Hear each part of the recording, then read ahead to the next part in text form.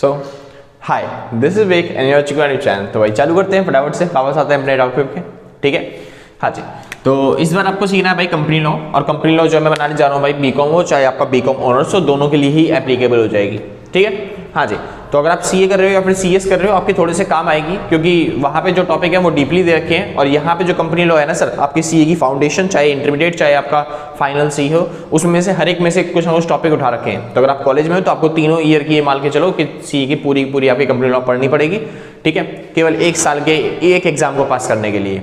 ठीक है, तो कॉलेज के एग्जाम थोड़े से मुश्किल होते हैं भाई, चलते हैं। वैसे तो सबको लगता है कि इजी होते हैं, मगर कहा जाए तो भाई कुछ ज़्यादा ही टॉपिक दे रखे होते हैं, क्योंकि सीए के अंदर ना एचआरएम पढ़ना होता, ना कुछ टॉपिक पढ़ने होते हैं। लेकिन क्या होते हैं, कॉलेज के अंदर आपके 3 साल जो होते हैं उसके अंदर सारे टॉपिक कवर किए जाते हैं। हाँ, वो अलग बात है कि तुम बना के लिखे आते हो तो आराम से पास हो जाते हो। ठीक है, लेकिन अगर ध्यान से पढ़ो तो बहुत चीज़ें आपको सिखाई देंगी, मतलब सिखाई जाएंगी इसके अंदर। ठीक है, तो अगर आप ध्यान से पढ़ोगे तो फिर आपको बहुत चीज़ें आ जाएंगी इसके अंदर। हाँ, बस ये है कि सीए के अंदर थोड़ी सी डीपली होगी कंपनी लॉ, उसकी भाई कंपैरिजन कर ही नहीं सकते, क्योंकि सीए एक अलग से कोर्स ही होता है पूरा उसके लिए। ठीक है, हाँ जी। तो उसके अंदर बहुत डीपली दे रखा है, लेकिन हमको उतना डीपली पढ़ना नहीं, हमें खाली ओवरव्यू करना है कि कंपनी लॉ है क्या, मतलब first year second year third year जो सीए का होगा वो सारा का सारा कुछ टॉपिक जो है इंपॉर्टेंट वो यहाँ पे दे रखा है कंपनी लॉ के अंदर। तो आप स्टार्टिंग से लेके एंड तक पूरा सीए का जो कंपनी लॉ होगा वो चाहे तो उठा के पढ़ सकते हो, या फिर क्या बोलते हैं यहाँ पे केवल एक सीरीज देख लो तो आपकी कंप्लीट हो जाएगी। तो बेसिकली मैं कॉलेज वालों के लिए बना रहा हूँ, सीए वाले या फिर सीएस वाले जो स्टूडेंट हैं वो देख सकते हैं, सीएस वाले नहीं देख सकते भाई, सीएस वालों के लिए कुछ ज़्यादा ही डीपली है, क्योंकि उनका तो लॉ का ही काम है। सीए वाले थोड़ा सा देख सकते हैं, तो आपके लिए एप्लीकेबल मतलब उतनी ज़्यादा नहीं है। आप सीए के बहुत सारी कोर्सेज बने हुए हैं, मैं अलग से कोशिश करूँगा बना दूँ, तो आप वो देख लेना। ये भी खाली कॉलेज के लिए बन रही है। ठीक है, तो चाहे आप बीकॉम में हो चाहे बीकॉम ऑनर्स में हो, तो आप कंपनी लॉ देख सकते हो। शुरू करते हैं भाई फिलहाल। तो बात आती है भाई कंपनी लॉ की, जिसमें हम चालू करने वाले हैं पहला चैप्टर। ठीक है, जिसके अंदर हम इंट्रोडक्शन सीखेंगे, जो कि हमने सीए के अगर आप क्या बोलते हैं उसमें हो फाउंडेशन में, तो आप उसके अंदर सीख पाओगे इंट्रोडक्शन के बारे में। और अगर क्या बोलते हैं कंपनी लॉ आप सीख रहे हो क्या बोलते हैं किसके अंदर, बीकॉम के अंदर या फिर बीकॉम प्रोग्राम मतलब कॉलेज ऑनर्स के अंदर। ठीक है, तब आप सीख पाओगे। तो शुरू करने से पहले भाई ये अपनी बात। ठीक है, अगर किसी को नोट्स परचेज करने हैं ना भाई पूरी कंपनी लॉ के, ठीक है, तो आप इस नंबर पे कांटेक्ट करके नोट्स परचेज कर सकते हो। भाई मैं अभी जो ये जो सीरीज बना रहा हूँ ये केवल कॉलेज वालों के लिए है। किसके वालों के लिए?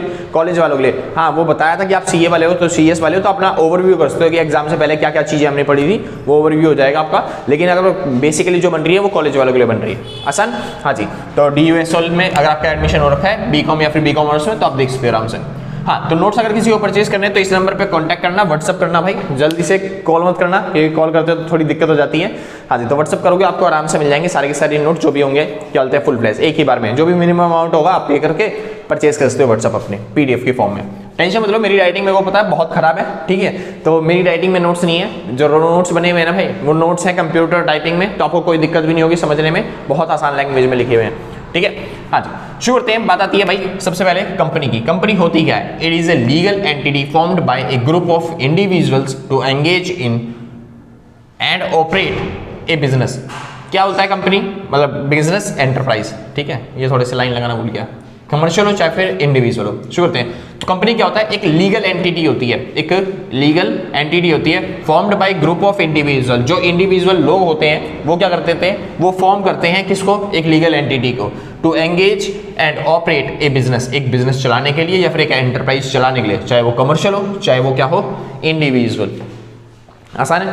कंपनी मतलब क्या होता है भाई? कंपनी मतलब होता है कुछ लोग, या फिर एक इंसान भी हो सकता है या फिर कुछ लोग भी हो सकते हैं। ठीक है, क्योंकि 1% कंपनी भी होती है कई बार, तो कुछ लोग या फिर एक इंसान कोई भी हो, कुछ लोग क्या करते हैं? एक लीगल एंटिटी फॉर्म करते हैं। क्या करते हैं? लीगल एंटिटी फॉर्म करते हैं, एक लीगल तौर पे एक कंपनी खड़ी करते हैं या फिर एंटिटी फॉर्म करते हैं, एंटरप्राइज बनाते हैं, कोई बिजनेस बनाते हैं। ठीक है, हाँ जी। किसके लिए? प्रॉफिट कमाने के लिए या फिर बिजनेस को रन करने के लिए। किस चीज के लिए? Engage in operate a business, एक बिजनेस को चलाने के लिए कुछ लोग एक एंटिटी बनाते हैं, लीगल एंटिटी, जिसे क्या बोलते हैं? कंपनी बोलते हैं। बेसिकली जितने भी आपने बिजनेस करे होंगे वो लीगल एंटिटी नहीं होता था, लेकिन अब से क्या हो जाएंगे? जो कंपनी होती है वो लीगल एंटिटी होगी, यानी कि एक तरह से कंपनी की खुद की पहचान होगी। आसान है। अगर आपको कर्जा चाहिए, लोन चाहिए, किसी से बात करनी है, तो पहले आप क्या करते हैं भाई? पहले आप किसी इंसान के बेसिस पे बात नहीं कर सकते थे। फॉर एग्जांपल के तौर पे आप कंपनी किसी बिजनेस के तौर पे आप लोन नहीं ले सकते थे। मान लो मेरा एक बिजनेस है कि मैं क्या करता हूँ, मैं टमाटर बेचता हूँ या फिर आलू बेचता हूँ, ठीक है, मेरा एक बिजनेस है जिसमें मैं टमाटर आलू बेचता हूँ, क्या इसके बेस पे मैं लोन ले सकता हूँ? नहीं ले सकता। लेकिन ये कंपनी क्या होती है, कंपनी एक लीगल एंटिटी बन जाती है। लीगल एंटिटी बनने के बाद एक कंपनी का एक अलग से अस्तित्व हो सकता है, यानी एक तरीके एक अलग से इंसान बना दिया हमने कंपनी को। कंपनी क्या होता है, एक अलग से इंसान बन जाता है और उस इंसान वो इंसान अलग से क्या कर सकता है, लोन ले सकता है। आसान है। तो बस एक लीगल एंटिटी बन जाती है जिसके तहत आप कोई भी काम करवा सकते हो। एक तरीके से माना जाएगा कि वही कंपनी ही क्या है, एक इंसान है। ठीक है भाई, हाँ जी, चालू करते हैं। लेकिन ये आर्टिफिशियल पर्सन होती है, याद रखना। तो ऐसे ही में इंसान नहीं है, कभी तुम इससे दिल लगा बैठो तो सर दिल लगाने वाली बात नहीं आती। यहाँ पे एक इंसान है, आर्टिफिशियल पर्सन है, तो फिर आर्टिफिशियल के तरीके से काम करवाना, मतलब जो काम करवाना है, प्रॉफिट मोटिव है आपका तो प्रॉफिट मोटिव करवाइए। मैं हाँ जी, तो बाकी चीजें छोड़ देना, आर्टिफिशियल पर्सन होती है। फिलहाल चालू करते हैं। कंपनी का मीनिंग क्या होता है, ये बता रखा मीनिंग इसका सेक्शन 2 और 20 के अंदर। भाई ये जो होता है ना सबसे पहले वाला, इसको बोलते हैं सेक्शन। क्या बोलते हैं इसे, सेक्शन। और इसके बाद अगर कुछ लिखा हुआ है ब्रैकेट में तो उसे बोलते हैं सब सेक्शन। क्या बोलते हैं उसे, सब सेक्शन। आसान है। अगर इसके बाद भी कुछ लिखा होता जैसे ABCD कुछ भी लिखा होता तो उसे मैं बोलता क्लॉज। क्या बोलता है उसे, क्लॉज। तो सबसे पहला वर्ड होता है सेक्शन, उसके बाद होता है सबसेक्शन, उसके बाद क्या होता है, क्लॉज। लेकिन अभी फिलहाल कुछ लिखा नहीं है क्लॉज व्लॉज के बारे में। तो सेक्शन 2 और 20 के अंदर लिखा हुआ है कंपनी क्या होता है। Company, a company incorporated under this act और अंडर प्रीवियस एक्ट। एक कंपनी जो कि इस एक्ट में, इस एक्ट से मतलब क्या है, एक्ट 2013, जो कंपनी एक्ट है वो 2013 में बना हुआ है। भाई कंपनी एक्ट ताजा ताजा अभी आया है, मुश्किल से कितने साल पहले, 7 साल पहले, 7 या 8 साल पहले अप्रोक्सीमेटली। ठीक है, हाँ जी। तो कंपनी एक्ट जो है वो क्या, कंपनी क्या होती है, एक ऐसी इनकॉर्पोरेशन होती है, एक ऐसा बिजनेस होता है, ठीक है, जो कि कौन से एक्ट के अंदर बना हुआ है, जो 2013 के एक्ट के अंदर बना हुआ है। आसान है। और एनी प्रीवियस एक्ट, और अंडर एनी प्रीवियस एक्ट, और जो पुराने पिछले एक्ट है उनके अंदर भी बनाओ तब भी उसे कंपनी ही माना जाएगा।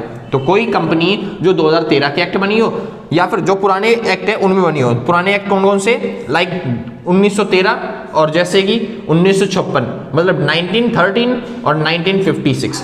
अगर कोई कंपनी चलते इन तीनों एक्टों में से किसी में भी एक्ट में बनी है तो उसे माना जाएगा क्या है, वो एक कंपनी है। आसान है। चाहे वो एक्ट 1913 में बनाओ, चाहे वो एक्ट 1956 में बनाओ, चाहे वो एक्ट 2013 में बनाओ, तो कंपनी किसी भी एक्ट के द्वारा बनाई गई है तो वो कंपनी मानी जाएगी। आसान है। तो कंपनी क्या होती है, एक क्या होता है, एक incorporate company, a company incorporated under this act और अंडर प्रीवियस एनी के previous act is known as, क्या बोल रहा हूं मैं, दिमाग खराब हो गया, सॉरी भाई। आज एक company incorporated under this act, यानी कि इस एक्ट के अंदर कोई कंपनी बनी हो, या फिर और एनी प्रीवियस कंपनी लॉ, और किसी प्रीवियस कंपनी लॉ के अंदर बनी हुई हो जैसे 1913 और 1956 के अंदर, तो उसको क्या माना जाएगा, कंपनी ही माना जाएगा। आसान है। कंपनी एक्ट जो है 2013 ये बना तो था भाई, कंपनी एक्ट है ना भाई, तो फिर ये एक बार में तो बनता नहीं है, तो धीरे धीरे करता है, मतलब धीरे धीरे बनता है। तो पहले कुछ जो इसके एक्ट के जो कुछ प्रोविजंस हैं वो तो बने थे कब बने थे, 29 सितंबर में। इतना बेसिकली आपको याद रखने की जरूरत नहीं है। तो पहले कुछ प्रोविजन लगभग 83 के आसपास प्रोविजन जो थे वो 29 सितंबर को बन चुके थे। ठीक है, हाँ जी। बाकी कुछ प्रोविजन जो बच गए वो हमने बनाए थे कब, कहाँ गया, लिख तो रखा था मैंने, 1 अप्रैल, ये रहा। हाँ जी। तो बाकी जो कुछ जो प्रोविजंस हैं वो कब से बने भाई, 1 अप्रैल 2014 से। आसान है। यानी कि कंपनी एक्ट के कुछ ज्यादातर, ये मान लो कंपनी एक्ट जो है ना वो कब से बनी है, 1 अप्रैल 2014 से एप्लीकेबल हो गई इंडिया पे। तो कंपनी एक्ट जो है वो पहले ही बन चुका है, यानी 2013 में कुछ कुछ धीरे धीरे करके एक्ट बनाते जा रहे थे हम, लेकिन एप्लीकेबल कब से है, 2014 से। तो हम ये मानेंगे कंपनी एक्ट 2013 में बन ही रहा था, लेकिन एप्लीकेबल कब से हुआ, 2014 से। तो अगर कंपनी एक्ट का नाम लिखा जाए तो इसी वजह से हमने लिखा है कंपनी एक्ट 2013। क्या लिखा है, कंपनी एक्ट 2013। ठीक है, हाँ जी। तो कंपनी एक्ट 2013 कब क्यों बना, क्योंकि हम कंपनी एक्ट 2013 में बना रहे थे कंपनी के बहुत सारे नियम कानून जितने भी हैं, और उसके बाद हमने क्या कर दिया, 2014 में उसे अप्लाई कर दिया। यानी कि एप्लीकेबल कब से ये एक्ट, 1 अप्रैल 2014 से एप्लीकेबल है। इस एक्ट के अंदर, कंपनी एक्ट 2013 के अंदर कंटेंट 470 सेक्शंस हैं, 7 शेड्यूल्स हैं और 29 क्या है, चैप्टर्स। भाई अगर एक एक नंबर के एमसीक्यूज आए या फिर कोई चीजें आई तब तो उसके अंदर एप्लीकेबल हो जाएगा, आ जाएगा टॉपिक, तुम कर दोगे आराम से। लेकिन आपके एग्जाम्स में एक एक नंबर में तो कुछ आता नहीं है, तो इस वजह से ये वाली चीजें ना ही याद कर लो तो ज्यादा बेटर है। सीए और सीएस वालों के लिए थोड़ी जरूरी हो जाती है क्योंकि उनके एग्जाम में आते हैं, लेकिन आपके एग्जाम में नहीं आता, कॉलेज वालों के में।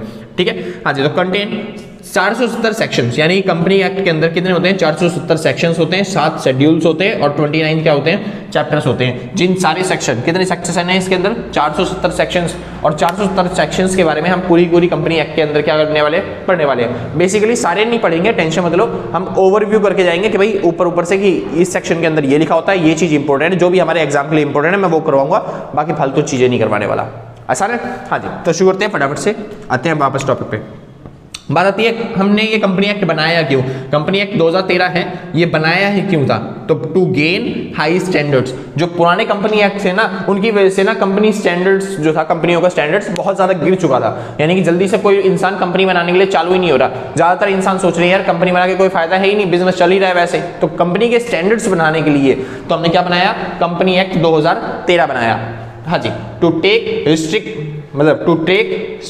स्टेप टू स्टेप एक्शन कह रहा हूं, एक्शन यानी कि कुछ ना स्टेप्स, मतलब कि स्ट्रिक्ट एक्शन लेने के लिए हमने क्या बनाया था? Company act. जैसे पुराने जो कंपनी एक्ट थे ना, उसके अंदर बहुत सारे लूप होल्स थे जिसका फायदा उठा के कंपनी वाले बहुत फायदा उठाते थे, ठीक है। हाँ जी, क्या कई बार टैक्स पे नहीं करते थे ठीक से। तो हमने इन सब चीजों से बचने के लिए, यानी कि अपने एक्शंस को स्ट्रॉन्ग करने के लिए, स्ट्रिक्ट करने के लिए और फास्ट करने के लिए अपनी सारी चीजों को हमने क्या बना दिया? Company act 2013। आगे चलते हैं। मोर इफेक्टिव इंस्टीट्यूशनल स्ट्रक्चर, यानी कि एक ऐसा इंस्टीट्यूशनल स्ट्रक्चर बनाने के लिए कि भाई जो क्या हो? मोर इफेक्टिव हो, ज्यादा इफेक्टिव हो। क्योंकि कंपनी एक्ट, जब पुराने वाले कंपनी एक्ट देखोगे ना, वहां के अंदर वहां पे कंपनी बनाना बहुत ऐसा, मतलब ऐसा होता था भाई बहुत ज्यादा कॉम्प्लिकेटेड है, और कंपनी बनाने के बाद कुछ फायदा एक्स्ट्रा मिलता नहीं था। तो हमने एक ऐसा इंस्टीट्यूशनल स्ट्रक्चर बनाया कि कंपनी बनाना बहुत आसान है, कि कोई भी इंसान आओ और कंपनी बना लो, ठीक है। हाँ जी, आगे पढ़ेंगे भाई, इनकॉर्पोरेशन ऑफ ए कंपनी के अंदर आएगा टॉपिक, ठीक है। तो फिर कोई भी इंसान आओ, कंपनी बना लो, किसी भी तरह की कंपनी बना सकते हो आप आराम से, ठीक है। हाँ जी, और मतलब आसान है कंपनी बनाना, और उसके बाद उसको चलाओ, उसके बाद क्या बोलते हैं, जितने भी टैक्स वैक्स होंगे कैलकुलेट किए, मतलब सब चीज सिंप्लीफाई कर दी इस टॉपिक में, ठीक है भाई। हाँ जी, तो हर चीज सिंप्लीफाई करने के लिए, आसान करने के लिए हमने क्या बनाया? ये बनाया क्या? Company act 2013। तो किस चीज के लिए? टू इफेक्टिव, मोर इफेक्टिव बनाने के लिए, मोर इंस्टीट्यूशनल स्ट्रक्चर उसको प्रोवाइड करने के लिए। आगे चले भाई, बात आती है भाई क्या बोलते हैं, कैरेक्टरिस्टिक्स ऑफ ए कंपनी। भाई जितना भी तक करवा दिया ना, ये एक नंबर के लिए इंपॉर्टेंट था, उतना ज्यादा इंपॉर्टेंट है नहीं।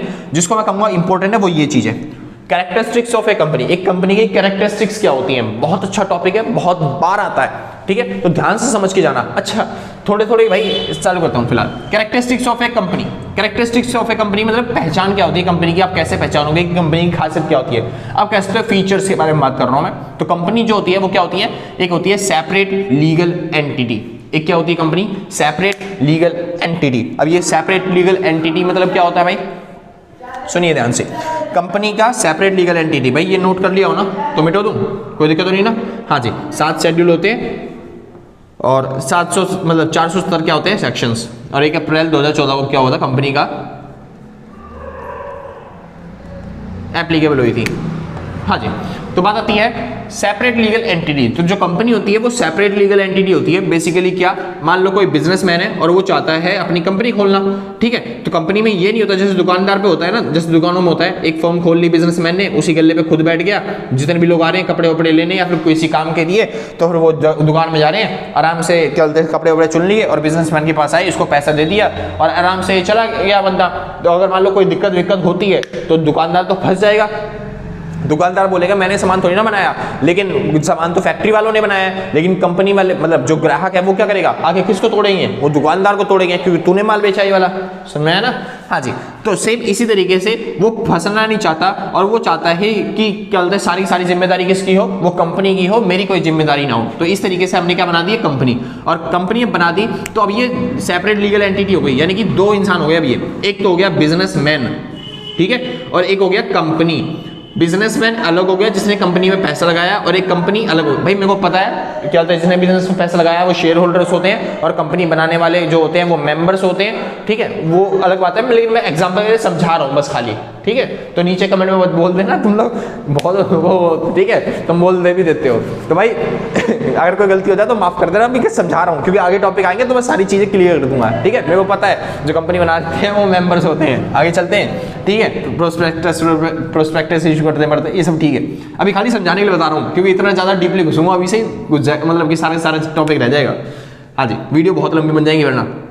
तो समझिए सेपरेट लीगल एंटिटी मतलब बिजनेसमैन अलग होता है और कंपनी क्या होती है, अलग होती है। इसने ये बना दिया कि बिजनेसमैन अलग है और कंपनी अलग है, ये दीवार खड़ी कर दी।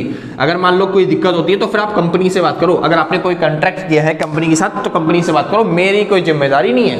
समझ में? यानी कि यहाँ पे सेपरेट होती है लीगल एंटिटी। फॉर एग्जांपल के तौर पे आपने क्या बोलते हैं, कोई कस्टमर था, कस्टमर ने कंपनी से सामान खरीदा और क्या बोलते हैं सामान में कोई डिफेक्ट आ गया, अब वो कस्टमर केस करना चाहता है, तो इसका मतलब ये नहीं है कि कंपनी ये बिजनेसमैन को आके तोड़ देगा वो यहाँ पे, नहीं जी, ऐसा कुछ नहीं करेगा वो।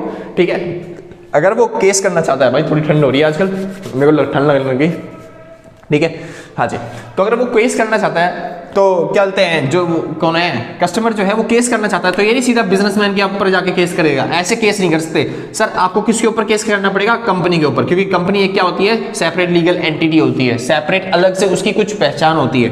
कंपनी की क्या होती है, अलग से कुछ पहचान होती है। कंपनी चाहे तो अपने नाम पे लोन ले सकती है, कंपनी चाहे तो अपने नाम पे माल परचेज कर सकती है, कंपनी चाहे तो अपने नाम पे माल को बेच सकती है, कंपनी नाम पे, मतलब कंपनी एक तरीके से इंसान है जो सारा काम कर सकती है इंसानों वाला, आसान है, हाँ जी। तो कंपनी क्या होती है, खुद की एक इंसान बन जाती है। तो फिर यहाँ पे क्या होता है, लीगल सेपरेट एंटिटी जो होती है वो अलग हो जाती है, लीगल सेपरेट एंटिटी बन जाती है, आसान है, हाँ जी। जैसे कि इसके अंदर एक बहुत फेमस केस है जिसका नाम क्या है, salmon versus salmon company and limited, salmon and company limited. भाई सैलमन है, पता नहीं अब नाम प्रोनाउंसिएशन थोड़ी सी खराब है, ठीक है, तो देख लेना अपने आवाज से अपने हिसाब से, क्योंकि जहाँ पे मैंने पढ़ा था, क्योंकि हम भी यूट्यूब पे पढ़ते हैं या फिर कहीं पे ट्यूशन लगवा लेते हैं, क्योंकि वैसे बेसिकली सीए के अंदर पढ़ रहा था मैं, तो उस टाइम पे कुछ सर बोल रहे थे, कुछ टीचर बोल रहे थे कि इसे बोलते हैं सोलोमन, कुछ बोल रहे थे सैलमन, कुछ बोल रहे थे सलमान मतलब सैलमन मेरे हिसाब से तो भाई सैलमन ही है, ठीक है। Salmon versus salmon and company limited, जो कि ये केस है 1897 का, ठीक है, जो कि अच्छे तरीके से एक्सप्लेन करता है किसको, सेपरेट लीगल एंटिटी को। जो कंपनी की क्या बोलते हैं एंटिटी होती है वो सेपरेट होती है बिजनेसमैन से, यानी बिजनेसमैन अलग होता है और कंपनी क्या होती है, अलग होती है, कंपनी की खुद की एक पहचान होती है। तो ये वाला केस बताता है, ठीक है भाई, ऐसे केस इंपॉर्टेंट है। बता देता हूँ थोड़ा सा केस के अंदर होता क्या है, क्योंकि हर केस को एक्सप्लेन करना नहीं पाऊंगा मैं, ठीक है, कर ही नहीं पाऊंगा, तो इस वजह से एक केस बताता हूँ जो इंपॉर्टेंट पड़ रहा है, बाकी केस क्या करें, चलते फिलहाल अभी सैलमन एंड सैलमन कंपनी 1970 मतलब 1897। तो क्या था ये केस, इसके अंदर पता है क्या था, एक सैलमन था और सैलमन की एक कंपनी थी, ठीक है, हाँ जी, एक सैलमन था, एक सैलमन कंपनी थी। सैलमन ने कंपनी जब खोली ना, वो अपने फर्म को यानी कि अपने बिजनेस को उसने कन्वर्ट कर दिया किसके अंदर, कंपनी के अंदर, बिजनेस को उसने में कन्वर्ट कर दिया कंपनी के अंदर। और इसके मतलब फॉर एग्जांपल के तौर पे इसके पास जितना भी पैसा बचा, मतलब कि सैलमन ने क्या किया, अपने बिजनेस को किस में कन्वर्ट कर दिया, कंपनी में, ठीक है। और इसमें कंपनी में जब कन्वर्ट किया तो फिर इसको मिली इक्विटी और क्या मिले इसे, डिवेंचर्स। तो इससे जब अपनी कंपनी का सारी चीजें किसको में कन्वर्ट कर दी, कंपनी के अंदर, तो कंपनी जो होती है उसको क्या देगी बदले में, ये सारी चीजें लगा रहा है ना बिजनेस के अंदर, ऐसे सारी चीजें दे रहा है इसको, तो कंपनी बदले में इसे क्या देगी, इसने दी इक्विटी और डिवेंचर्स, आसान है, ठीक है। तो इक्विटी और डिवेंचर्स, और क्या हो गया, इसने ये जो अपनी इक्विटी डिवेंचर्स थे ना, ये अपनी फैमिली के साथ बांट लिए, यानी कि इसने अपनी वाइफ के साथ, अपने बच्चों के साथ, ठीक है, जो कि 7 मेंबर्स थे टोटल मिला के, यानी कि ये और वाइफ और इसके 5 बच्चे, जिसमें से 4 लड़के थे और 1 लड़की थी, ठीक है, हाँ जी। तो ये जो इक्विटी और डिवेंचर थे ये किसने ले लिए, सैलमन ने ले लिए। अब बात क्या हुई, यहाँ पे कुछ क्रेडिटर भी थे कंपनी के, यानी कि जो बाहर से थे, ठीक है। अब यहाँ पे क्या होगा, अगली साल ना जो कंपनी थी जो इन्होंने बनाई थी वो खराब हो गई, यानी कंपनी अच्छे से काम नहीं कर पाए। तो अब ये चाहते हैं इस कंपनी को वाइंड अप करना, यानी कि इस कंपनी को बंद करना, ठीक है। तो वाइंड अप के टाइम पे इनके पास जो पैसा है, मान लो फॉर एग्जाम्पल के तौर पे कितना था मैं भूल गया अमाउंट, अप्रोक्सीमेटली मान लो कि इनके पास है 10,000 रुपए, कितने रुपए कंपनी के पास देने के लिए, कितने रुपए हैं, 10,000 रुपए, 10,000 रुपए हैं, जिसमें से इक्विटी दो थी इनके पास, सैलमन के पास, कंपनी ने दी थी, वो दी थी 15,000 की, ठीक है। और जो डिबेंचर थे वो थे भाई 12,000 के, और जो बाहर क्रेडिटर थे वो से 7,000 के, आसान है, ठीक है। अब बिजनेस किसका डूबा, सैलमन का, बिजनेस का मालिक कौन था, सैलमन, लेकिन कंपनी की लीगल सेपरेट एंटिटी होती है, मतलब सेपरेट लीगल एंटिटी होती है, तो इस वजह से कंपनी अलग होती है और कंपनी के बिजनेसमैन क्या होते हैं, अलग होते हैं, ठीक है। तो अब ये जो सैलमन है वो कह रहा है मैं मालिक हूं तो मैं इक्विटी का पैसा नहीं मांग सकता, लेकिन डिबेंचर्स का तो मांग सकता हूं ना। तो डिबेंचर्स का होता क्या है कि सैलमन ने लोन की तरह किसको दिया रखा है, पैसा कंपनी को दे रखा है, ठीक है भाई। तो सलमान कह रहा है मेरे को अपने डिबेंचर्स का पैसा चाहिए, लेकिन जो क्रेडिटर्स हैं वो कह रहे हैं कंपनी तेरी डुबाई तूने, तो सारा का सारा पैसा तू कैसे लेगा? भाई एक काम कर, ये जो डिबेंचर्स के पैसा है ना तू भी मत ले, कि हमको दे दे क्रेडिटर्स को, यानी कि तू पहले किसको पे करे? बाहर वाले क्रेडिटर्स को, क्योंकि कंपनी किसी वजह से डूबी है, तेरी वजह से डूबी है, तेरी कंपनी डूबी है, तो हम क्यों लॉस झेले? तो क्रेडिटर्स कह रहे हैं पहले पैसा हमको दो, बिजनेस का मालिक थोड़ी ना लेगा पैसा। समझ में आया? हाँ जी। और क्या बोलते हैं, यही जो केस था यानी 10,000 रुपये थे, अब सोचिए 10,000 रुपये है, अगर क्रेडिटर्स को 7,000 रुपये देते तो क्रेडिटर संतुष्ट हो जाएंगे, लेकिन अगर ये बिजनेसमैन ले लेगा तो इसको 12,000 रुपये जो थे क्या बोलते हैं उसमें से 10,000 रुपये मिलेंगे, 2,000 का फिर भी लॉस हो जाएगा। तो उस टाइम पे ये केस चला गया कहाँ पे? कोर्ट के अंदर। और कोर्ट ने पता है क्या डिसीजन लिया? सोचो, ये जो 10,000 रुपये हैं किसको दिए जाएं? सैलमन को, या फिर जो उसके वो हैं क्या नाम है क्रेडिटर्स हैं उनको पे किए जाए, तो किसको दिए जाए? सोचो, सोच लिया आपने? हाँ जी, अगर आपने सोच लिया तो नीचे कमेंट करके बता देना, अगर नहीं सोचा हो तो क्या बोलता है मैं बता देता हूँ, ठीक है? हाँ जी। तो ये जो 10,000 रुपये हैं ये किसको दिए जाएंगे? सोचिए। तो कोर्ट ने पता है क्या ऑर्डर दिया? कोर्ट ने बताया कि जो क्या बोलते कंपनी होती है वो सेपरेट लीगल एंटिटी होती है, यानी कंपनी अलग होती है और सैलमन अलग होता है। तो यहाँ पे सैलमन की कोई गलती नहीं है, सारी गलती किसकी है? कंपनी की। तो उसकी सजा किसको? सैलमन को नहीं दी जा सकती, क्योंकि कंपनी अलग होती है और सैलमन क्या होता है? अलग होता है, बिजनेस मालिक, ठीक है? हाँ जी। और इसके हिसाब से सबसे पहले एक पेमेंट किसको करनी चाहिए भाई? हाँ जी, डिबेंचर होल्डर को। तो डिबेंचर होल्डर हम ये मानेंगे कि सैलमन नहीं है, अगर कोई और होता, मान लो अगर सैलमन की जगह कोई और होता डिबेंचर होल्डर, तब किसको पे किया जाता? पहले डिबेंचर होल्डर को, फिर बाद में क्रेडिटर को पे किया जाता। आसान है? हाँ जी। तो इस टाइम पे भी सबसे पहले किसको पे करेंगे हम? डिबेंचर होल्डर को, यानी किसको देंगे दिया जाएगा पैसा? सैलमन को। तो ये सारा 10,000 रुपये जो थे वो कौन ले गया भाई? सैलमन ले गया। आसान भाई, कोई दिक्कत तो नहीं ना? हाँ जी। तो इस तरीके से आपका जो क्वेश्चन है, मतलब कि ये केस था वो कौन जीत गया? सैलमन जीत गया, सेपरेट लीगल एंटिटी की वजह से। आसान था भाई। आगे चलते हैं, ऐसे ही बहुत सारे केस हैं भाई, इतने सारे केस करवाऊंगा ना तो आपका चैप्टर नहीं खत्म हो पाएगा, ठीक है? तो मैं जल्दी जल्दी से कंसेप्ट बता देता हूँ, क्योंकि आप बेफालतू में बोर हो गए और इग्नोर करोगे इन सब चीज़ों को, तो मेरे हिसाब से आप छोड़ के ना जाओ वीडियो, ठीक है? एंड तक देखो, क्योंकि आपके सिलेबस के लिए इंपॉर्टेंट है।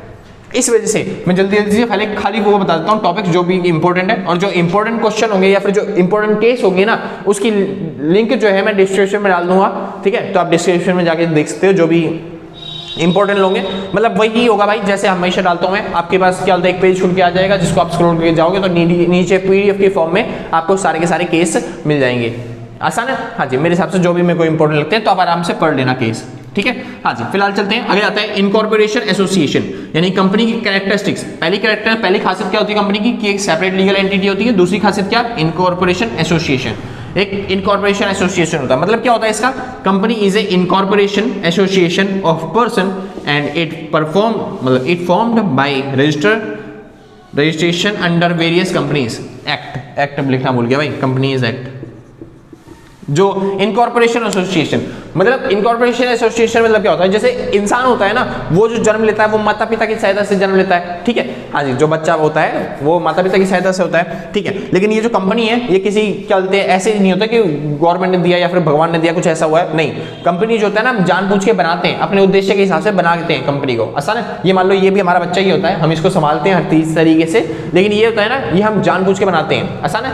हाँ जी। जानबूझ के बनाने का मतलब क्या है? ये जो होता है, ये जो गवर्नमेंट के कंपनीज एक्ट है ना, गवर्नमेंट ने बनाया है कंपनीज एक्ट, इस कंपनीज एक्ट के हिसाब से जो भी हम इनकॉर्पोरेट करते हैं, एक कंपनी को बनाते हैं, उसी को बोलते हैं इनकॉर्पोरेशन एसोसिएशन। इनकॉर्पोरेशन एसोसिएशन मतलब कंपनी ऐसी आर्टिफिशियल पर्सन होती है, इसको बनाया जाता है। कंपनी को क्या होता है? बनाया जाता है, अपने आप नहीं बनती, इसको बनाया जाता है। आसान है? बहुत सारे प्रोविजंस के हिसाब से और कंपनीज एक्ट के नियम के हिसाब से। आसान है? जैसे कि आपको पता होगा, अगर कोई पब्लिक कंपनी है, कौन सी कंपनी है?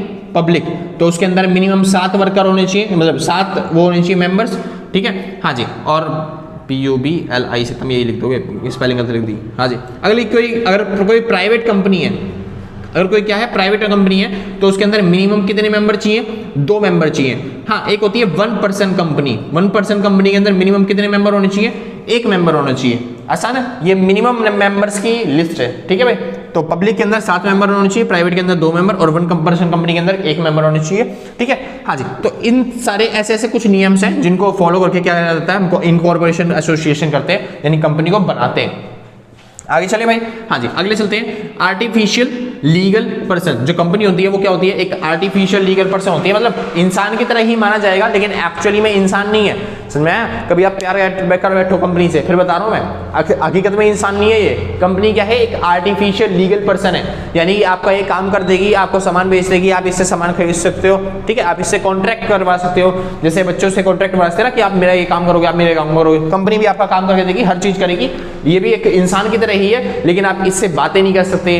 हाँ, क्या बोलते हैं, एग्रीमेंट कर सकते हो, कोई दिक्कत वाली बात नहीं है, मगर इनसे बातें नहीं कर सकते। तो आप एक पर्सन तो है मगर ये आर्टिफिशियल है क्योंकि उसको बनाया गया है। आसान है। अब ये आर्टिफिशियल है, मतलब एक्चुअली में इंसान है नहीं। हाँ जी, तो इस वजह से इसकी लायबिलिटी क्या होती है भाई, लिमिटेड। इसकी लायबिलिटी क्या होती है, लिमिटेड होती है, मतलब इसके जितने भी मेंबर होते हैं उनकी लायबिलिटी क्या है, लिमिटेड। अब लिमिटेड लायबिलिटी मतलब क्या होता है, अगर मान लो कंपनी डूबी तो पैसा जो क्रेडिटर उसको पैसा जितना भी चुकाना था, क्या जो मालिक है बिजनेस का वो अपने घर से लाके देगा, नहीं। लिमिटेड लायबिलिटी मतलब होता है कि जो लायबिलिटी है वो लिमिटेड है, सीमित है, यानी अगर कंपनी डूबी तो कंपनी में जितना भी एसेट वैसेट्स था वही बेची जाएगी, वही उसी से रिकवर करा जाएगा सारा का सारा पैसा, जो मालिक है वो अपने घर से नहीं देना पड़ेगा उसे। आसान है। फॉर एग्जाम्पल के तौर पर मान लो मैं यूट्यूब चैनल बना रहा हूँ और यूट्यूब चैनल अगर डूबा तो फिर जितने भी क्या बोलते हैं कि वो मांगने वाले आएंगे तो क्या मेरे से मांगेंगे घर पे आगे कि भाई तू दे, नहीं जी, ऐसा नहीं होगा। लिमिटेड लायबिलिटी है, यूट्यूब चैनल जो होगा मैं वो बेच के जितना भी पैसा निकला वो दे दूंगा, आपको पे कर दूंगा, जितनी भी लायबिलिटी होगी वो चुका दूंगा, ठीक है। हाँ जी, मेरे घर से कोई भी पैसा नहीं लिया जाएगा। वो तो गलत एग्जांपल ले लिया, कंपनी का एग्जांपल लेना था, यूट्यूब का एग्जांपल ले रहा हूँ, ठीक है। हाँ जी, फॉर एग्जांपल के तौर पे मान लो मैंने कोई कंपनी बनाई है, आप जितने भी ट्रांजेक्शन करते हो कंपनी से करते हो, अगर वो कंपनी बंद हो गई या फिर आपका लॉस हो गया जिस वजह से, तो आप क्या कंपनी इसकी जगह मेरे से पैसा मांगोगे, नहीं जी, मेरी लायबिलिटी लिमिटेड है, मैं नहीं दूंगा। जितना भी कंपनी की एसेट्स है बेसिक से वो बेच दो, बाढ़ में जाए कंपनी, कोई दिक्कत वाली बात नहीं है, कंपनी अपने आप को चुका लेगी, लेकिन मेरे पे कोई भी आंच नहीं आने देगी। आसान है। हाँ, तो इसकी लायबिलिटी क्या होती है भाई, लिमिटेड होती है, सीमित लायबिलिटी होती है। आगे चलते हैं। अगर आता है परपेचुअल सक्सेशन। परपेचुअल सक्सेशन मतलब क्या होता है, जो कंपनी होती है वो लगातार चलती जाएगी चलती जाएगी चलती जाएगी। आसान है। बेसिक से इसके जो मेंबर्स हैं वो चेंज होते जाए, जितने भी क्या बोलते हैं जिसने कंपनी बनाई थी वो मरता जाए, उसके बाद कोई और आ गया कोई और आ गया, वो बेसिक से कितने लोग जो हैं बिजनेसमैन जो हैं इसके मालिक जो हैं वो चेंज होते जाए, लेकिन जो कंपनी है वो कभी मरती नहीं है। परपेचुअल सक्सेशन होता है मतलब कंपनी जो है वो लगातार चलती रहती है। आगे चलते हैं। Common seal. कॉमन सील, अब देखो कंपनी जो है वो साइन तो कर नहीं सकती क्योंकि एक इंसान तो है नहीं वो, है ना, एक आर्टिफिशियल पर्सन है, तो उसको एक दे रखी है हमने सील, यानी हर कंपनी की होती है कॉमन सील होती है, यानी कि जितने भी कंपनी के ब्रांचेस है वो सारी सारी वही कंपनी का यूज करेंगे सील को, मोहर को, ठीक है। हाँ जी, ये आता है भाई कॉमन सील, बस ये छोटा सा है। अगला ट्रांसफरेबिलिटी ऑफ शेयर्स। यहाँ पे क्या होता है, ट्रांसफेरेबिलिटी ऑफ शेयर्स होता है, यानी कि जो भी कंपनी का मालिक है वो अपने शेयर्स क्या कर सकता है, ट्रांसफर कर सकता है, यानी अपनी हिस्सेदारी किसी और को दे सकता है, अपनी जगह किसी और को बिजनेस का मालिक बना सकता है। आसान है। तो इसको बोलते हैं ट्रांसफेरेबिलिटी ऑफ शेयर्स। सिंपल था भाई। हाँ जी, तो जैसे क्या बोलते हैं, अगर कोई इंसान है उसका मालिक कोई और बन सकता है, नहीं बन सकता, लेकिन यहाँ पे क्या होता है, ट्रांसफेरेबिलिटी ऑफ शेयर, यानी शेयर जो होते हैं वो ट्रांसफर कर सकते हो, आप मालिक बन सकते हो कोई भी किसी भी कंपनी का, ठीक है भाई। हाँ जी, ये थी कैरेक्टरिस्टिक्स कंपनी की, ठीक है। तो मैंने यहाँ पे बताया सबसे इंपॉर्टेंट पॉइंट कौन सा भाई, सेपरेट लीगल एंटिटी, यानी जो कंपनी होती है उसकी एंटिटी क्या होती है, सेपरेट होती है, कंपनी अलग होती है और बिजनेसमैन अलग होता है। बात आती है कॉर्पोरेट व्हील की। कॉर्पोरेट व्हील क्या हो जाता है, देखिए मैंने आपको बताया था ये कंपनी है और ये क्या है, बिजनेसमैन होता है, और ये बीच में दीवार बनी हुई है, यानी बिजनेसमैन अलग है और कंपनी क्या है, अलग। लेकिन कई बार केस में क्या होता है, कुछ फ्रॉड्स के चलते तो कंपनी को एक क्या बोलते हैं, कुछ फ्रॉड हो जाते हैं, तो उस टाइम पे गवर्नमेंट को देखना पड़ता है कि ये फ्रॉड किए किसने, क्योंकि कंपनी तो कर नहीं सकती, उसको सजा दे नहीं सकती। तो इस वजह से गवर्नमेंट क्या देखना चाहती है इस बार कि बिजनेसमैन कौन है, यानी किसने ये सजा क्या बोलते हैं, किसको सजा दी जाएगी। तो उस टाइम पे आता है नाम क्या, कॉर्पोरेट व्हील का। तो कॉर्पोरेट व्हील क्या मतलब क्या होता है, कॉर्पोरेट व्हील का मतलब होता है कि जो दीवार है, दीवार की जगह बस एक पर्दा लगाओ। कॉर्पोरेट व्हील मतलब क्या होता है, दीवार की जगह क्या लगाओ, पर्दा, जिससे सेपरेट लीगल एंटिटी तो बनी रहेगी, यानी बिजनेसमैन अलग रहेगा और क्या बोलते हैं कंपनी क्या रहेगी, अलग रहेगी। लेकिन अगर हमें कोई फ्रॉड पता चलता है या फिर कोई दिक्कत पता चलती है तो ये हम पर्दा उठा के देख सकते हैं कि कंपनी का असली मालिक कौन है। समझ में आया, यानी कंपनी के पीछे हाथ किसका है। पहले क्या होता है, लीगल सेपरेट एंटिटी मतलब एक दीवार लगा दी, हम देख ही नहीं सकते, कंपनी से सारी ट्रांजैक्शन करनी है, सब कंपनी का सारी लेन देन करनी है, कंपनी की लायबिलिटी होगी, बिजनेसमैन का पता ही नहीं किसी को। लेकिन कॉर्पोरेट व्हील का मतलब क्या है, एक नया लॉ जोड़ा गया कॉर्पोरेट व्हील, जिसका मतलब क्या है, दीवार की जगह क्या लगाओ, बस एक पर्दा लगाओ, जिससे अगर मान लो कोई दिक्कत होती है, कोई परेशानी आपको पता करनी है, तो फिर आप पर्दा उठा के देख सकते हो कि अगली बार कौन है वहां पे। तो कॉर्पोरेट व्हील मतलब क्या होता है, company is a separate legal entity और corporate veil is a curtain. Company क्या है, लीगल सेपरेट मतलब सेपरेट लीगल एंटिटी होती है और कॉर्पोरेट व्हील क्या होता है? Corporate veil is a curtain between company and its member. तो जो कॉर्पोरेट व्हील है वो क्या होता है? एक पर्दा होता है किसके बीच में? क्या बोलते हैं? बिजनेसमैन यानी कंपनी के मेंबर्स के बीच में और कंपनी के बीच में। आसान था भाई? हाँ जी, आगे चलते हैं। Effect of corporate wheel. Corporate wheel का क्या होता है? इफेक्ट क्या होता है? अब इसका इफेक्ट क्या हुआ? अभी इससे क्या होगा? पर्दा लगाने से दीवार की जगह अगर हम पर्दा लगा दे रहे हैं तो फिर इससे इफेक्ट क्या पड़ा? इफेक्ट क्या पड़ा भाई? इसके अंदर ना थोड़ी सी वो आ गई, मतलब जो कॉर्पोरेट व्हील की वजह से पहले क्या था, बिजनेसमैन कोई भी फ्रॉड कर ले, कोई भी दिक्कत कर ले तो उस पर केस नहीं होगा, सीधा कंपनी पे केस होगा। तो इससे ना जो बिजनेसमैन को थोड़ा डर हो गया कि भाई हाँ मैं कोई फ्रॉड करूंगा या फिर कोई दिक्कत करूंगा तो फिर मेरे पे भी केस हो सकते हैं। वो जो गवर्नमेंट है वो पर्दा उठा के देख सकती है, कॉर्पोरेट व्हील को लिफ्ट कर सकती है और देख सकती है कि एक्चुअल में फ्रॉड किसने किया है। तो इस वजह से फ्रॉड होने के चांसेस थोड़े से कम हो गए। आसान है? हाँ जी, तो इससे बस ये इफेक्ट पड़ा था कि फ्रॉड होने के चांसेस क्या हो गए? कम। अच्छा, doctrine of lifting corporate wheel. ऐसी कौन सी दवाइयां हैं, ऐसी कौन सी गोलियां हैं, डॉक्ट्राइन दिमाग में आ गया ऐसी। हाँ जी, ऐसे कौन से तरीके हैं जिस तरीके से हम ये पर्दा उठा सकते हैं और देख सकते हैं कि असली जो वो है चोर जो है वो कौन है, असली जो दिक्कत उठाने वाला इंसान है वो कौन है। ठीक है, तो यहाँ पे दो तरीके हैं पर्दा उठाने के और देखने के लिए कि कौन असली में धोखाधड़ी कर रहा है कंपनी के अंदर। तो दो तरीकों में से पहला तरीका जो कोर्ट ने बताया और दूसरा तरीका जो कंपनी एक्ट में लिखा हुआ है। आसान है? ये तरीके वो हैं जब अगर कोई दिक्कत होती है तो कोर्ट आके डिसीजन लेके और देख सकती है कि कंपनी का एक्चुअल में फ्रॉड करने वाला इंसान कौन है। और यहाँ पे कंपनी लॉ के हिसाब से ही आप देख सकते हो कि कंपनी में फ्रॉड करने वाला इंसान कौन है। ठीक है, हाँ जी, इसको बोलते हैं जुडिशियल इनप्रेजेंटेशन। क्या बोलते हैं? जुडिशियल इनप्रेजेंटेशन। जब कोर्ट चेक करती है तो कोर्ट किस तरीके से कब कब चेक कर सकती है? पहला, डिटरमाइनिंग द कैरेक्टर्स और nature of A company. Company का कैरेक्टर या फिर नेचर डिसाइड करने के टाइम पे आप देख सकते हो पर्दा उठा के कि क्या एक्चुअल में बिजनेसमैन कौन है। इसके अंदर एक केस था, मैं भूल गया, ठीक है, रजिस्ट्रेशन में आप जाके चेक कर लेना। ठीक है, बताता हूँ वो केस क्या था। इसके अंदर क्या था, फॉर एग्जांपल के तौर पे अगर आपको मतलब कंपनी को देखना होता है ना भाई, क्या कैरेक्टर कौन है, एक्चुअल में कंपनी का मालिक कौन है वहां पे, तो कैरेक्टर डिसाइड करने के लिए जैसे फॉर एग्जांपल के तौर पे कुछ एलियन कंट्रीज होती हैं। एलियन कंट्रीज, एलियन कंट्रीज मतलब ये नहीं है कि हम क्या बोलते हैं एक्चुअल में एलियन से बातें कर रहे हैं कि भाई इंडिया को छोड़ के हम विदेशों में जा रहे हैं या फिर चाइना में जा रहे हैं, मतलब चाइना एलियन नहीं है, मतलब हम इंडिया को छोड़ के क्या बोलते हैं, हम क्या बोलते हैं वहां पे देख रहे हैं, मतलब कि मार्स पे या फिर क्या बोलते हैं जुपिटर पे, इन सब पे जाके एलियन को पहचान रहे हैं। एलियन कंट्रीज मतलब क्या होता है? ऐसी कंट्री जो हमसे क्या रखती है? दुश्मनी रखती हैं। क्या रखती हैं? दुश्मनी। फॉर एग्जांपल के तौर पे एग्जांपल ले रहा हूँ, बुरा मत मानना कोई सा, ठीक है, दिल से बहुत रिस्पेक्ट है हर किसी कंट्री के लिए, बस एग्जांपल लेके चलता हूँ। जैसे मान लो इंडिया है और पाकिस्तान, आए दिन हमारी लड़ाई होती रहती है छोटी छोटी बातों पे। तो मान लो किसी एक दिन लड़ाई हो गई इंडिया और पाकिस्तान की, और उस टाइम इतनी भयंकर लड़ाई हो गई कि हमें क्या हो गया, वॉर के टाइम पे आना पड़ गया, ठीक है, इसकी जंग चलने लग गई। तो उस टाइम पे जो भी इंडिया की में कंपनी सेटअप है ना, उनके लिए एलियन कंट्रीज कौन सी बन जाएगी? एलियन कंट्री मतलब दुश्मन कंट्री। तो दुश्मन कंट्री कौन सी बन जाएगी? पाकिस्तान। तो जो पाकिस्तान उस टाइम पे ना हमें देखना पड़ेगा, जैसे हम लॉ क्या कहता है? लॉ कहता है भाई हमें एलियन कंट्री से वॉर के टाइम पे कोई भी ट्रांजेक्शन नहीं कर सकते। आसान है? हम क्या कहते हैं वॉर मतलब कि हमें क्या कहता है प्रोविजन या फिर एक्ट क्या कहता है? एक्ट कहता है भाई हमें, लॉ कहता है, नियम कहता है कि हम ना एलियन कंट्री से कोई भी ट्रांजैक्शंस नहीं कर सकते वॉर के टाइम पे। आसान है? तो जो भी दुश्मन कंट्री है उससे कोई भी ट्रांजैक्शन नहीं कर सकते। लेकिन मान लो दुश्मन कंपनी इतनी मतलब कि इतनी ज्यादा वो चालाक है कि पाकिस्तान इतना ज्यादा चालाक है कि उसने एक कंपनी जो है वो सेटअप कर दी। कहाँ पे? इंडिया में। क्या सेटअप कर दी? इंडिया में। यहाँ पे इंडिया में कंपनी, मान लो ये बॉर्डर है, ये पाकिस्तान, ये इंडिया, तो इंडिया में कंपनी सेटअप कर दी है। और सेपरेट लीगल एंटिटी मतलब क्या होता है? सेपरेट लीगल एंटिटी मतलब होता है हम क्या बोलते हैं उसके असली मालिक को जान ही नहीं सकते। तो यहाँ पे हम तो ये मानेंगे कंपनी कहाँ पे है? इंडिया में, मतलब वो इंडिया की कंपनी है, सारा पैसा कौन कमा रहा होगा? इंडिया के लोग कमा रहे हैं। तो हम इससे लेन देन कर रहे होंगे और ये जो कंपनी पैसा कमा के कहाँ ले जा रही होगी? पाकिस्तान में। और वो उनकी हेल्प कर रही होगी, क्या बोलते हैं मशीन खरीदने में पैसा अफोर्ड, मतलब इनको पैसे की हेल्प कर रही होगी। तो एक्चुअली क्या हो रहा है? हमारा देश ही हेल्प कर रहा है इनको किस चीज़ में?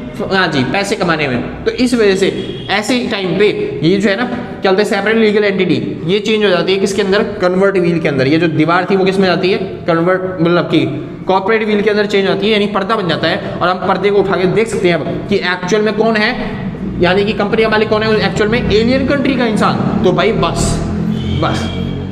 अब तो ये खलास, मतलब कि ये कंपनी यहाँ पे चल ही नहीं सकती अब इंडिया में, आसान है। तो doctrine of lifting corporate wheel, हम कॉर्पोरेट व्हील कब उठा सकते हैं, जब हमें चेक करना हो कि कंपनी का नेचर कैसा है, कैरेक्टर कैसा है। अगर कंपनी कोई कौन चला रहा है, एलियन कंपनी के मेंबर चला रहे हैं, आसान है, तो हम उस कंपनी को आराम से क्या कर सकते हैं, बंद कर सकते हैं। तो इस टाइम पे हम चेक कर सकते हैं। तो वो बोलेगा ना, जैसे पाकिस्तान वाला बोलेगा भाई चलते यहाँ पे तो सेपरेट लीगल एंटिटी होती है, तुम कैसे चेक कर सकते हो कि हमारी कंपनी जो है पाकिस्तान से बिलोंग करती है, हम नहीं बताएंगे आपको हमारी कंपनी पाकिस्तान से बिलोंग कर सकती है।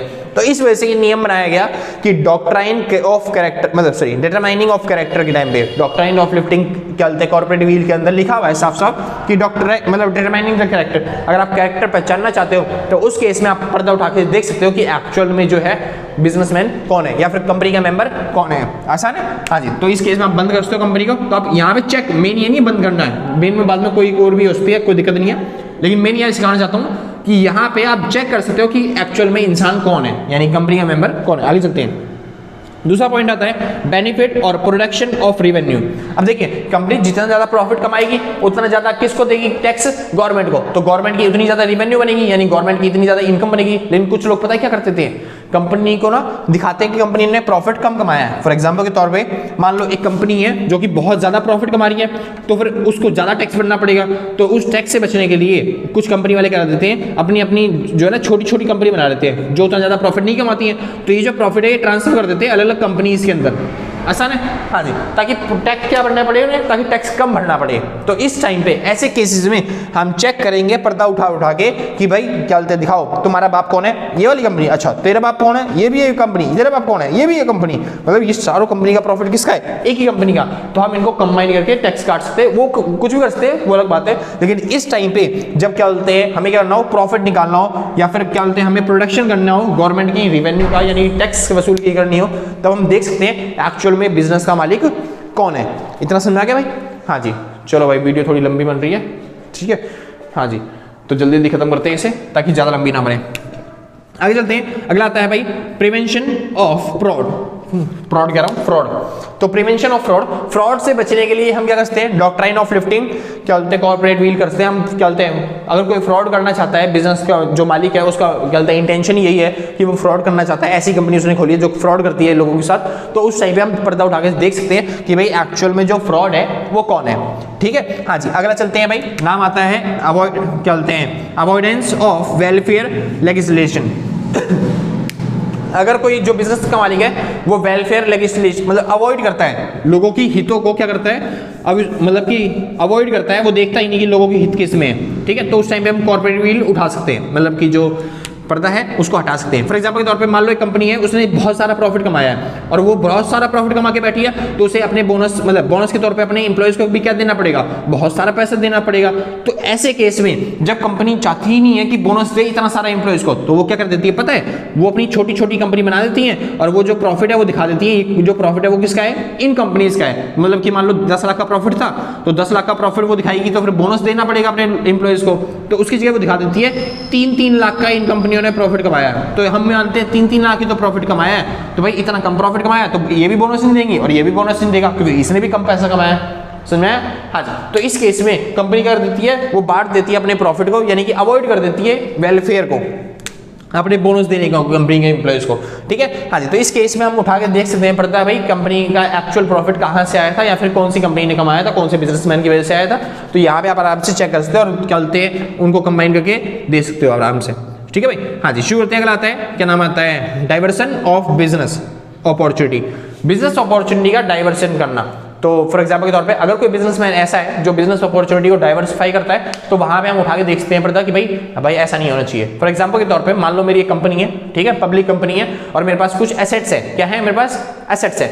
अब मैंने क्या किया, मैंने सोचा कंपनी डूबने वाली है तो क्यों ना पहले से ही इसका बेच के एसेट्स से सारी चीजें मैं पैसा रिकवर कर लूं, है ना। तो मैंने क्या किया, अपनी सारी की सारी एसेट्स को ट्रांसफर कर दिया अपनी एक प्राइवेट कंपनी के नाम से। मेरी पब्लिक कंपनी थी, मैंने अपनी कंपनी को क्या कर दिया, ट्रांसफर कर दिया सारी एसेट्स को, किसके नाम पे, प्राइवेट कंपनी के नाम पे, तो अगर कंपनी डूब गई तो फिर यही वाली तो डूबेगी, मेरी प्राइवेट कंपनी तो बची रहेगी, तो मेरे पास पैसा बच जाएगा। आसान है ना? हाँ जी, ये सोच के तो इस टाइम पे कॉर्पोरेट वील क्या ली जा सकती है, उठाई जा सकती है, यानी कि हम चेक कर सकते हैं कि भाई बिजनेस का एक्चुअल मालिक कौन है। अगर मान लो कंपनी डूबी तो हम इससे आपसे पैसा मतलब कंपनी का ही पैसा नहीं लेंगे, फिर तो हम उस प्राइवेट कंपनी का और फिर आपका भी पैसा क्या बोलते हैं ले सकते हैं पेमेंट करने के टाइम पे कि भाई वेंडर्स को पेमेंट करनी है। तो ठीक है भाई, अगर आप ऐसी चालबाजी करोगे तो फिर आपकी क्या बोलते हैं देखी जा सकती है ये सब चीजें। ठीक है, हाँ जी। तो diversion of business opportunity, business opportunity अगर वो डाइवर्सिफाई करता है, यानी अपनी एसेट्स अपने देखता है कि मेरे को प्रॉफिट मिलेगा, मेरे को अपॉर्चुनिटी मिलेगी, इस वजह से मैं अपनी कंपनी छोड़ के दूसरी नई कंपनी में डाल देता हूँ वो सारी एसेट, तो वहाँ पे चेक किया जाता है कि एक्चुअल में मालिक कौन है, एक्चुअल में दिमागदार कौन है। ठीक है, determining the enterprise, enterprise determine करने के लिए, यानी जो आपने बिजनेस बनाया है वो किस तरह का बिजनेस है। जैसे कुछ लोग क्या करते थे, बिजनेस बनाते हैं लेकिन वो दिखाने के लिए कुछ और बिजनेस होता है, लेकिन एक्चुअल में बिजनेस कोई और काम कर रहा होता है। समझ में? जैसे फॉर एग्जांपल मैंने एक बिजनेस बनाया जिसमें मैं क्या करता हूँ, मैं कहते कपड़े वपड़े बेचता हूँ, ठीक है, हाँ जी, लेकिन एक्चुअल में मेरा बिजनेस ये नहीं है। एक्चुअल में मेरा बिजनेस क्या है, मैं कहते सट्टा वट्टा करवाता हूँ जिससे मेरे को लाख करोड़ का प्रॉफिट होता है, और वो जो प्रॉफिट है मैं कहते हैं उसको यूज करता हूँ किसकी तरह, अपने कहते कंपनी में रिवेन्यू की तरह। ठीक है, ये दिखाता हूँ मेरी वाइट मनी है। तो उस टाइम पे बिजनेस का नेचर डिसाइड करने के टाइम पे या फिर बिजनेस का एंटरप्राइज डिसाइड करने के टाइम पे कि डिटरमाइन द एंटरप्राइज, यानी एंटरप्राइज की शक्ल कैसी है, कैसा बिजनेस है, वो सब डिटरमाइन करने के लिए आप देख सकते हो कि एक्चुअल में बिजनेस का मालिक कौन है। ठीक है, हाँ जी। कंपनी इज शेम और फेस्ड, यानी कंपनी के शेम और फेस्ड डिटरमाइन करने के टाइम पे, ठीक है, आप देख सकते हो कि एक्चुअल में बिजनेस का मालिक कौन होगा। अब ये शेम क्या होते हैं और ये फेस्ड क्या होते हैं, मैं खुद भूल गया, दिमाग से उतर गया। हाँ, दिमाग से उतर गया रे, क्या था ये शेम क्या था भाई, पता नहीं, याद नहीं आ रहा। ठीक है, तो मैं कोशिश करूंगा, चलते हैं जो कमेंट बॉक्स होगा ना उसमें पिन कर दूंगा जो भी आपका आंसर होगा। ठीक है, हाँ जी, जो इसकी छोटी सी एक्सप्लेनेशन होगी वो मैं उसके अंदर पिन कर दूंगा। अभी याद नहीं आ रहा मेरे को, तो ध्यान से। वो कह रहा भैया आपको सारा याद है लेकिन आप बता नहीं रहे। भाई क्या करें, आप मेरे को लग नहीं रहा ना कि आप क्या अच्छे तरीके से नजर रख रहे हो, तो थोड़ा बहुत पढ़ना भी होना चाहिए आपको। ठीक है, तो आप वहाँ पे जाके पढ़ लेना। सच में यार मेरे को सच में याद नहीं आ रहा कि क्या होता है, ये भूल गया दिमाग से उतर गया। या फिर थोड़ी देर में आ जाएगा तो बता दूंगा, वरना मैं कमेंट बॉक्स में वहाँ पे पिन कर दूंगा कि भाई ये वाला जो था उसकी डेफिनेशन थी या फिर उसकी एक्सप्लेनेशन थी। ठीक है, हाँ जी, आगे चालू करते हैं। अगला आता है स्टैट्यूटरी प्रोविजन। ऐसे कौन से प्रोविजन है, मतलब इस टाइम में मतलब वो अच्छा रहता है, जैसे वो वाला बोर्ड नहीं होता जो वैसे बोर्ड होते हैं, कौन से नाम क्या था, वो टीवी की तरह बोर्ड होते हैं जो, हाँ जी भूल गया अब नाम में उसका क्या था। तो वैसे जो बोर्ड होते हैं ना वहाँ पे अच्छा होता है क्योंकि पीडीएफ खुली होती है, पीडीएफ के अंदर बढ़ाते जाओ और क्या बोलते हैं उसमें जो भी डेफिनेशन में दिक्कत हो तो आप चेक कर सकते हो क्या डेफिनेशन लिखी हुई है। ठीक है, आराम से समझा सकते हो उसमें। अब ऐसे में मैं खाली टॉपिक उतार सकता हूँ और उसमें भी याद ही नहीं आया, दिमाग से उतर रहा भाई सच में दिमाग से उतर गया क्या था। आगे चलते हैं भाई, स्टैट्यूटरी प्रोविजंस। ऐसे प्रोविजन देखो ये थे, अगर आप कोई दिक्कत करते हो तो फिर कोर्ट बोल सकती है कि भाई ये पर्दा उठाओ, हमको एक्चुअल मालिक से मिलना है, एक्चुअल मालिक को देखना है, उनको सजा देनी है। ठीक है, हाँ जी, ऐसे प्रोविजन जहां पे आप चलते प्रोविजन ही कहता है, जो हमने कंपनीज एक्ट प्रोविजन बनाए हैं वो प्रोविजन ही कह सकता है हम आपके मालिक को देख लेंगे जब आप ऐसे केस करते हो, मतलब इन चीजों की बात होती है तो आप एक्चुअल में अपने आप पर्दा उठा सकते हो प्रोविजन के हिसाब से। तो पहला क्या, reduction of minimum number of member.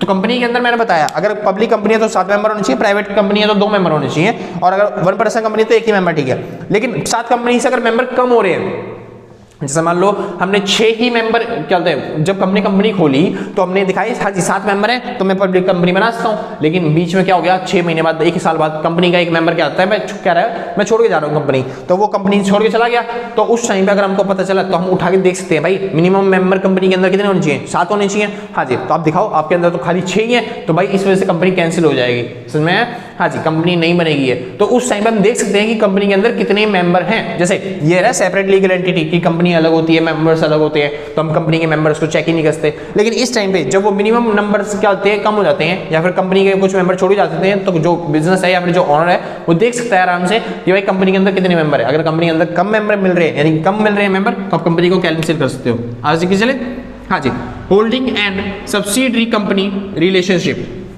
अब जब आपको चेक करना हो होल्डिंग कंपनी और सब्सिडरी कंपनी का रिलेशन, जैसे मैंने बताया था ये होल्डिंग कंपनी है जिसने अपने क्या बोलते हैं कुछ सब्सिडरी कंपनी खोल रखी है, तो जब आप इनका रिलेशन चेक करना चाहते हो तब भी आप कर सकते हो, कॉर्पोरेट व्हील को उठा सकते हो, यानी पर्दे को हटा सकते हो और देख सकते हो कि भाई एक्चुअल में इन कंपनीज का मालिक कौन है, एक होल्डिंग कंपनी है। आगे चले, कौन सी होल्डिंग कंपनी, आगे चलते हैं। इन्वेस्टिगेशन ऑफ ओनर, जब आप इन्वेस्टिगेशन करना चाहते हो ओनर की, जब आप बिजनेस का मालिक देखना चाहते हो, यानी एक्चुअल कंपनी का मालिक चेक करना चाहते हो, तब उस टाइम पे आप मालिक को उठा सकते, मतलब पर्दे को उठा सकते हो और मालिक को देख सकते हो कौन है, ठीक है। डायरेक्टर विद अनलिमिटेड लायबिलिटी, तो जब क्या बोलते हैं, मान लो कुछ कंपनी ऐसी होती हैं, देखो ज्यादातर कंपनी ऐसी होती है कि उनकी लायबिलिटी लिमिटेड होती है, यानी अगर कंपनी में कोई लॉस होता है सारा कंपनी झेलेगी, बिजनेस के मालिक पे कोई आंच नहीं आएगी, ठीक है, उसको कोई दिक्कत नहीं होगी। लेकिन कुछ बिजनेस के मालिक ऐसे होते हैं जो बोलते हैं मेरी जो लायबिलिटी है वो अनलिमिटेड है, यानी कि क्या बोलते हैं, मैं ना क्या, अगर मान लो कंपनी को लॉस होता है तो मैं अपनी जेब से भरूंगा, मैं सारा का सारा पैसा लगाऊंगा कंपनी के अंदर, अगर कोई दिक्कत होती है तो फिर लोग मेरे पास आ सकते हैं, मेरे से ले सकते हैं पैसा।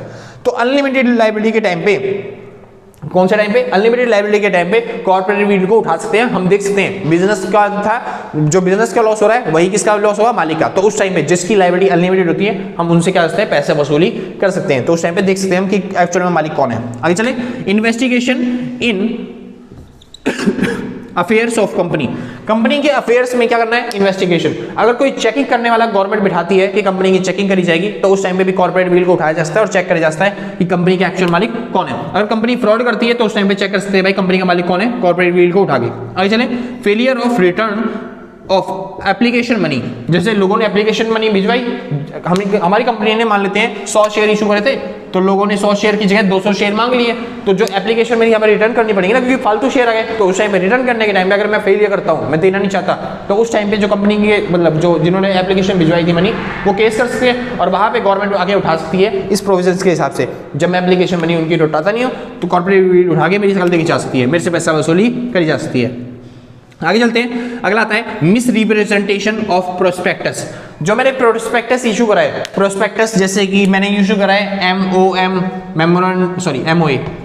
मेमोरेंडम ऑफ एसोसिएशन या फिर आर्टिकल ऑफ एसोसिएशन, तो प्रोस्पेक्टस में दिखाने पड़ते हैं ना भाई कि हम किस तरीके से कंपनी चला रहे हैं, कंपनी के नाम क्या है, कंपनी किस तरह से काम करती है, क्या ऑपरेट करती है, बिजनेस के क्लाइंट कौन कौन से हैं, सारी बातें बतानी पड़ती हैं। तो अगर मैं प्रोस्पेक्टस में कुछ चीजें गलत दिखाता हूं तो उस टाइम पे गवर्नमेंट जो है वो कॉर्पोरेट वीड उठाते और चेक करते हैं कि असली जो मतलब द्रोही है या फिर जो असली गद्दार है वो कौन है, ठीक है, किसने ऐसा करवाया, ठीक है, तो मेरे को पकड़ा जा सकता है। आगे चलते हैं, मिस डिस्क्रिप्शन ऑफ नेम। जब मैं मिस डिस्क्रिप्शन करता हूँ नेम का, यानी कि मेरा नाम मान लो विवेक है और मैं कंपनी जो खोलता हूँ वो बोलता हूँ और मेरा नाम क्या रख देता हूँ, मैं देवेश रख देता हूँ, तो मेरा नाम कुछ और है और क्या बोलते हैं नाम कुछ और रख रहा हूँ, तो इस वजह से क्या बोलते हैं कंपनी का कॉर्पोरेट उठा के मेरे को पकड़ा जा सकता है कि भाई मैं धोखाधड़ी करने के चार्जेस में हूँ, ठीक है। हाँ जी, प्री इनकॉर्पोरेशन ऑफ कॉन्ट्रैक्ट, मान लो मैं कोई कंपनी खोलना चाहता हूँ तो उससे पहले तो दिखाना ही पड़ेगा ना कि क्या बोलते हैं मैं कंपनी का, जैसे बताया ना प्राइवेट पब्लिक कंपनी में कितने मेंबर होते हैं, कम से कम 7 होते हैं, तो फिर 7 मेंबर को दिखाना पड़ेगा ना भाई ये एक्चुअल में बिजनेस के मालिक रहेंगे, समझ में। तो इनकॉर्पोरेशन से पहले ही आपको दिखाना पड़ता है क्या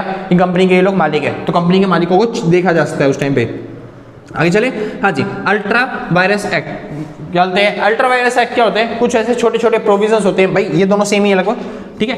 हाँ जी, जैसे liability under other than status, liability under other status, यानी बाकी कुछ लायबिलिटी जो छोटी मोटी बच जाती हैं वो सारी की सारी लायबिलिटी क्या आती हैं, इसके अंदर आती हैं, ठीक है। ऐसे अल्ट्रा वाइन एक्ट जो भी आता है वो इसके अंदर आता है, अल्ट्रा वाइन एक्ट के मतलब जो भी दिक्कतें होती हैं, कुछ ऐसे एक्ट कर देते हैं, मान लो हम ऐसे कोई क्रिमिनल एक्ट कर देते हैं या फिर कंपनी ऐसे कुछ फ्रॉड कर देती है जिसकी वजह से कोई केस हो जाता है और वो उस केस के चक्कर में कंपनी क्या करती है, कॉर्पोरेट उठा सकती है, हमको पकड़ सकते हैं, ठीक है। ऐसा नहीं है कि हम बोलेंगे भाई कंपनी और हमारा नाता अलग है तो आप कंपनी को पकड़ो हमको मत पकड़ो, तो हमको भी पकड़ा जा सकता है अगर हम कुछ ऐसा फ्रॉड करने की कोशिश भी करते हैं तो, ठीक है। बाकी बहुत सारे छोटे छोटे प्रोविजंस हैं जिस तरीके से कॉर्पोरेट भी उठा के हमको पकड़ा जा सकता है कि हम क्या बोलते हैं एक्चुअल फ्रॉड कर रहे हैं, कि बोलते हैं कंपनी के नाम पे।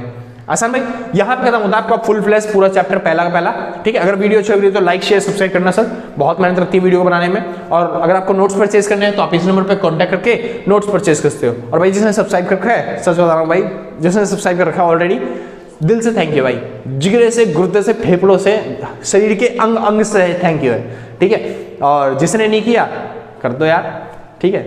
चलो कोई नहीं, बाद में कर दिया आराम से, कहीं भागे नहीं जा रहे, हम भी हैं आप भी हैं। तो आज के लिए बस नहीं भाई, मिलते हैं कल सेम टाइम सेम जगह अगले दिन, और टाटा बाय बाय।